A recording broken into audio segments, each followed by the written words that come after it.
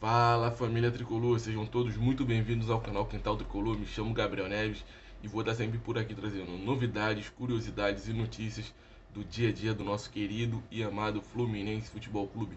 Hoje a gente está aqui para falar um pouquinho de Libertadores. Todo mundo sabe que já saíram os grupos, só que a gente vai falar um pouquinho de cada time, jogadores importantes, o que pode estar acontecendo dentro dessa fase de grupos da Libertadores, que não é um grupo fácil. Só que é um grupo que está bem equilibrado, assim como quase todos os grupos da Libertadores. Analisando de uma forma mais fria, eu não vejo nenhum grupo muito forte e outro muito fraco. Não achei que teve essa diferença tanto nessa edição da competição. E a gente vai falar também um pouquinho sobre a busca por reforços. O presidente Mário Bittencourt falou sobre isso ontem e a gente vai estar falando isso aqui no vídeo para vocês. Você que está nos assistindo, muito obrigado pela confiança, muito obrigado a cada inscrito, a cada visualização. Sempre que possível estiver assistindo o nosso vídeo, dá aquela curtida aí. Curte logo, começou o vídeo, já dá curtida para não esquecer. Quem não é inscrito já inscreve logo. Quem não ativou o sino para receber as notificações, ativa o nosso sino também para estar recebendo notificação em primeira mão. Saiu o vídeo, ele chega aí para você na mesma hora. Então, sempre que possível, curte, compartilha, comenta, se inscreve no canal, ativa o sino para receber todas as nossas notificações e segue lá no Instagram, Quintal Tricolor.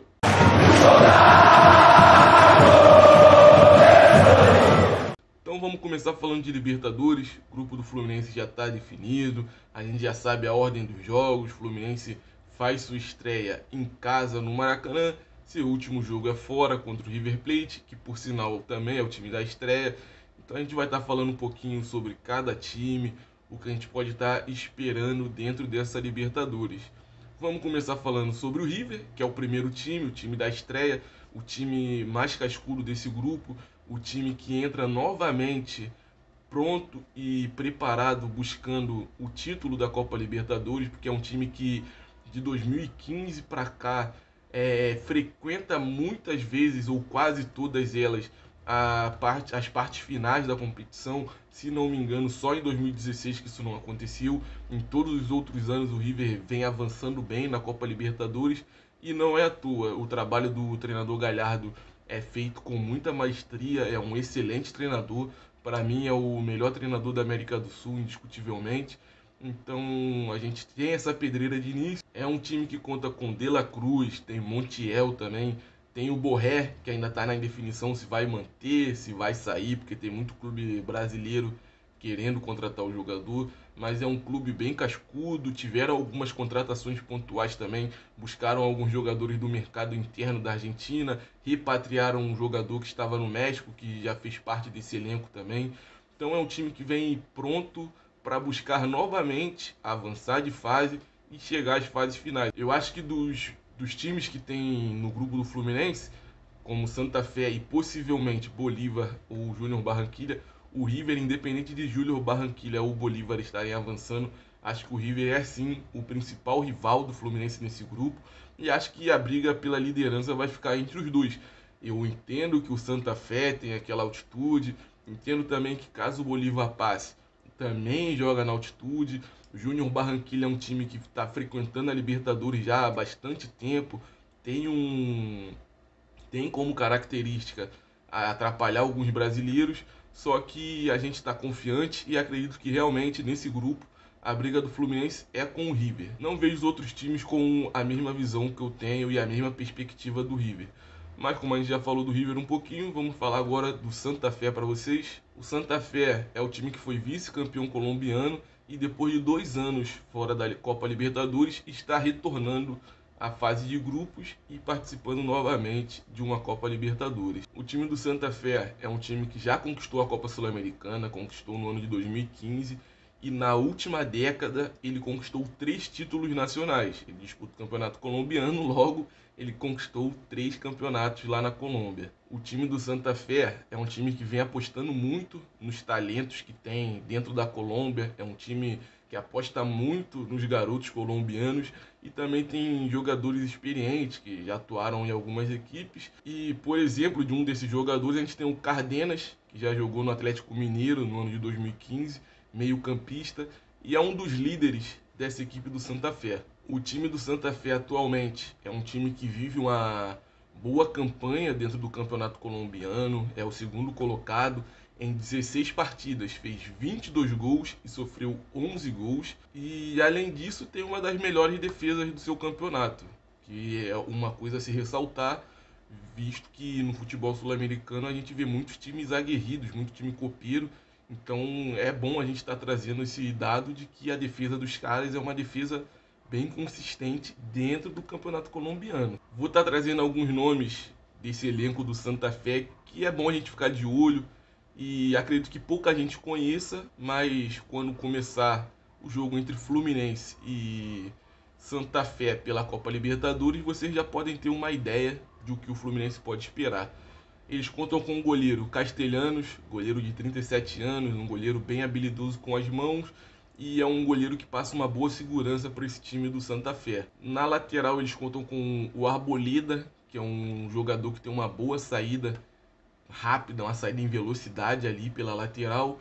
No meio de campo, como eu já disse, eles têm o Cardenas, que já jogou no Atlético Mineiro. No ataque, eles contam com André Renterias, John Arias e também contam com Kelvin Osório. Esses três jogadores dão um equilíbrio ofensivo a essa equipe. Além de todos esses jogadores que eu já falei do Santa Fé, e além dessa boa fase que eles atravessam no campeonato colombiano, o Fluminense ainda vai ter um outro adversário muito importante, que é a altitude, que o time joga a 2.600 metros acima do nível do mar. Então esse fato da altitude, o Fluminense tem que ficar bem ligado, porque a altitude realmente, se você não tiver bem preparado, coisas podem acontecer e depois que acontece, já era, meu amigo. Então foi uma análise rápida que eu fiz aqui do Santa Fé para vocês. E agora a gente vai falar um pouquinho sobre Bolívar ou Júnior Barranquilla, um dos dois times que pode estar entrando nesse grupo do Fluminense. O próximo jogo ainda está para acontecer. O Bolívar ainda está na pré-Libertadores. O time do Bolívar, na primeira fase da pré-Libertadores, eliminaram um time uruguaio.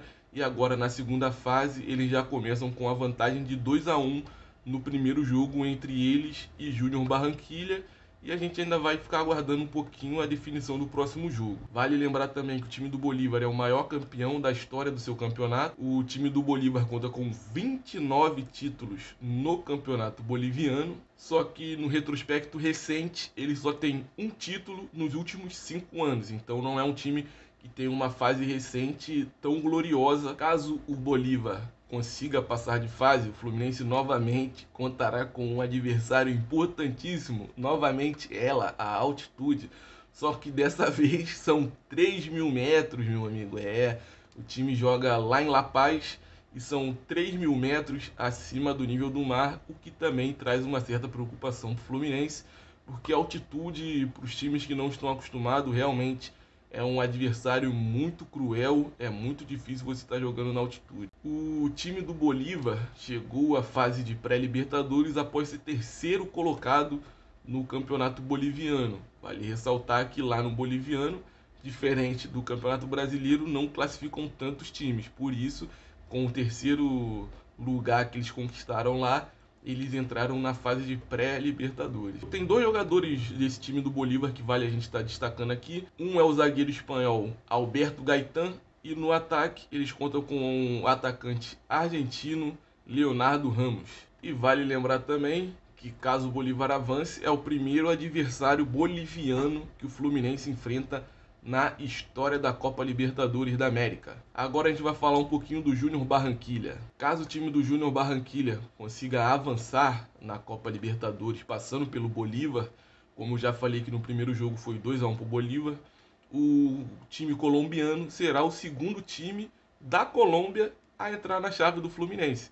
Então é um time que já é bastante conhecido aqui dos brasileiros, costuma fazer bons jogos quando joga contra times brasileiros. E o time colombiano chegou à fase de pré-Libertadores após ser terceiro colocado lá no seu campeonato, que é o campeonato colombiano. Na fase de pré-Libertadores, na primeira fase, eles já eliminaram o Caracas e agora aguardam o segundo jogo entre eles e o Bolívar para saber quem vai avançar e entrar de vez nesse grupo do Fluminense. E desta chave do Fluminense, o único adversário que o Fluminense nunca enfrentou na sua história é o próprio Júnior Barranquilla. Caso eles avancem, vai ser o primeiro confronto da história entre os dois clubes. E a equipe do Júnior Barranquilla é uma equipe para a gente, caso avance, tá tendo um pouquinho de preocupação, principalmente por causa do ataque, porque lá tem 2 jogadores que já ganharam o título de Rei da América. Um deles é o Borra, velho conhecido aqui do nosso campeonato, porque já jogou no Palmeiras. E o outro jogador desse ataque, que também já foi Rei da América, é o Theo Gutierrez. E caso o Júnior Barranquilla avance, o Fluminense não vai ter o adversário que teria com o Bolívar, que novamente é a temida altitude. Lá no estádio do Júnior Barranquilla, eles jogam no nível do mar, é tudo certo, lá não tem desculpa de que ficou cansado porque está na altitude. Então essa foi a análise fria, uma análise rápida, analisei alguns dados que eu encontrei em alguns portais. Muito do que eu estou falando aqui para vocês está lá no site do Globo Esporte, se vocês quiserem vocês podem ir lá, que tem uma reportagem bem completinha, explicando até mais um pouco do que eu estou passando aqui para vocês. Então essa análise eu trouxe aqui porque eu julguei importante estar trazendo para vocês alguns dados importantes referente ao time que o Fluminense pode estar enfrentando. E agora eu deixei para o final para a gente falar sobre reforços. O presidente Mário Bittencourt, na live que ele participou ontem, na live do Boteco Tricolor, onde eles estavam acompanhando o sorteio da fase de grupos da Copa Libertadores, o presidente Mário Bittencourt falou sobre possíveis contratações. Lá ele diz que tem 3 ou 4 bons nomes que podem estar chegando ao Fluminense. E nessa mesma live, ele mesmo levantou uma pergunta de um torcedor, segundo ele de um torcedor, claro, de se esses reforços chegariam antes de fechar a data de inscrição para a fase de grupos da Libertadores. E segundo o Mário Bittencourt, chegam sim antes de fecharem as inscrições da Copa Libertadores. E claro que ele não quis trazer quais são os nomes, isso eu acho muito importante.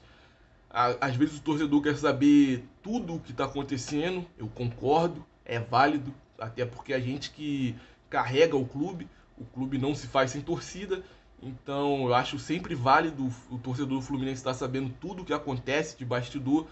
Porém, em relação a contratações, eu prefiro que realmente só traga o nome quando já estiver bem certinho já de que a negociação vai acontecer, para não acontecer de chegar outro clube vendo a situação favorável para o Fluminense, um clube que talvez tenha um pouco mais de dinheiro no caixa, que possa estar oferecendo uma proposta melhor para o jogador, chegue através da negociação e acabe estragando tudo aquilo que o Fluminense correu atrás para poder estar trazendo o nome. Então eu achei bem importante essa fala do presidente, só que só fala fica difícil, né, presidente? O torcedor do Fluminense está querendo mais do que isso. A gente sabe que o Fluminense atravessa muita dificuldade financeira, só que nós queremos prática, nós queremos menos fala e mais prática, mais atitudes, mais ações, mais coisas que a gente possa estar sabendo o que está acontecendo e menos especulação. Então, a torcida tricolor, depois desse anúncio do Mário, muita gente nas redes sociais disse que era mentira, disse que não acreditava, que é o pavão, que ele enfeita muito quando quer falar e tudo mais. Só que ele que está na condição de presidente, ele que sabe o que está acontecendo dentro do clube, e nós vamos ter que aguardar. Quando perguntado sobre o William Bigode, ele disse que o Palmeiras só vai, de repente, abrir algum tipo de negociação após os jogos das finais de Supercopa do Brasil e Recopa Sul-Americana. Então o vídeo de hoje foi esse, um vídeo longo, um vídeo extenso, mas eu acredito que eu tenha conseguido passar com clareza tudo aquilo que eu pretendia trazer para vocês no vídeo de hoje. A gente ficou um tempinho sem trazer vídeo, então eu achei mais interessante trazer um vídeo um pouco mais longo e explicando situações importantes dentro da Copa Libertadores em relação aos reforços. Muito obrigado por ter assistido o nosso vídeo até aqui, espero que tenha gostado do nosso conteúdo. Não esquece de estar sempre curtindo, comentando, compartilhando. Quem não é inscrito, se inscreve no canal. A sua curtida e o seu comentário são muito importantes para o nosso crescimento. Nem sempre só se inscrever faz o canal crescer. Quando você curte, quando você comenta, o YouTube, o algoritmo, entende que o conteúdo foi relevante e ele entrega para um número maior de pessoas. E eu conto sempre com a sua participação dando esse apoio pra gente. Muito obrigado. Não se esqueça que o céu é o limite pro Fluminense. Segue a gente lá no Instagram, Quintal Tricolor. E tamo junto, rapaziada. Valeu!